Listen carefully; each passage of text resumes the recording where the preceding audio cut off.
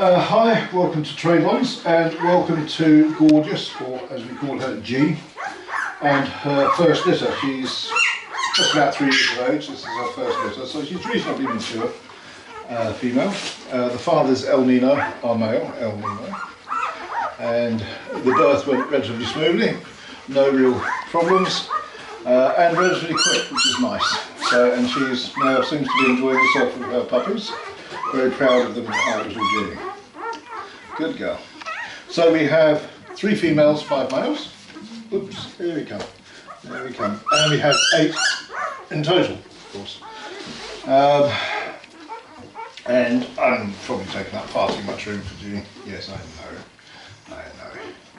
So the first thing we're keeping an eye on is the competition within the litter.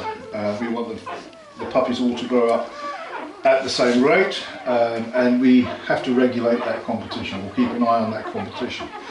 So when puppies are born, of course, they have their DNA, their genetics. Some are more disposed to be more excited than other puppies. Some will be more disposed to be a little bit more fearful of things. That's just the genetics that goes on. But what plays a great role is also the environment and how we treat the environment. That is the conditioning that goes on. In a dangerous environment, the puppies will feed more because they are competing to get to the mother's tip. For them, this is a matter of life and death. And in nature, only the strong survive, but we're not in nature, we're at home. So what we try and do is to alleviate the pressure on the female and the puppies, and to condition them at a certain level. As I say, the DNA in the puppies, there will be some that are naturally more competitive than others, but what we want to do is, when it comes to feeding, we're all getting what we need without putting more stress on the female than is necessary. So maybe at some point I will have to supplement the feeding just to keep that competition going. Now there's many things we can use to ease the pressure on the feeding. For example, we can use warmth. Once they're fed, we can put up, we've got a heating blanket, we can put up the heat, then they sleep. They're not burning calories, so they don't need to feed so much. If you want a more competitive litter, we make the environment harsher.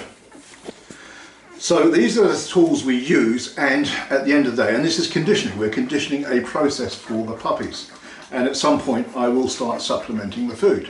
This way the mother is happier to stay with the puppies longer and keep an eye on them, rather than getting swamped by 8 puppies trying to get to her tit. So that's what we want to do, is keep them all nice and calm.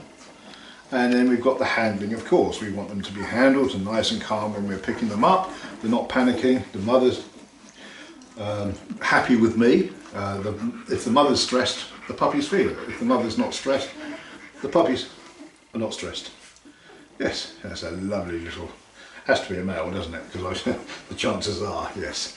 So, and that's what we're doing. So right at the beginning is just regulating the competition, and we basically, at the moment, I'm just using heat.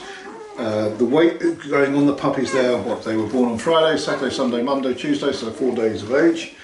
The weight's going on well, so we're not behind on anything with the weight. They're very uniform litter at the moment.